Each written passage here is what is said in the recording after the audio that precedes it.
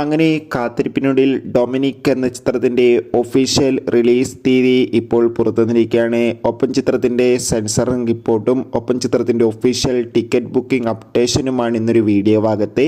വീഡിയോയിലേക്ക് മുൻപ് video like ചെയ്യുക, ചാനൽ സബ്സ്ക്രൈബ് ചെയ്യുക. ഈ വരുന്ന ജനുവരി മാസം ഇനി ധാരാളം ചിത്രങ്ങൾ അങ്ങോട്ട് OTT റിലീസ് ചെയ്യുന്നുണ്ട്.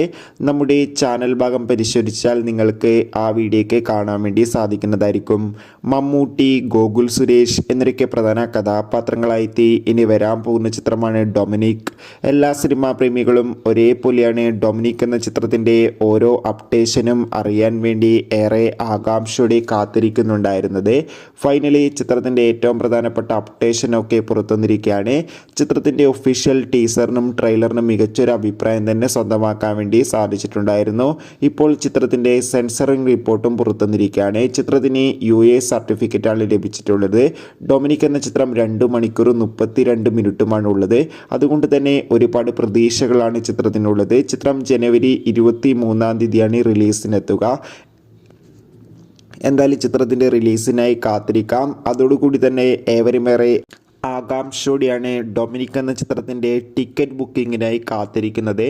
നമുക്കിപ്പോൾ കിട്ടുന്ന അപ്ഡേഷൻ പ്രകാരം ഡൊമിനിക് എന്ന ചിത്രത്തിൻ്റെ അഡ്വാൻസ് കേരള ടിക്കറ്റ് ബുക്കിംഗ് ഈ വരുന്ന ജനുവരി 21-ാം തീയതി മുതൽ ആരംഭിക്കുമെന്നാണ് റിപ്പോർട്ടുകൾ സൂചിപ്പിക്കുന്നത്. കാത്തിരിക്കാം ഡൊമിനിക് എന്ന ചിത്രത്തിൻ്റെ റിലീസ്.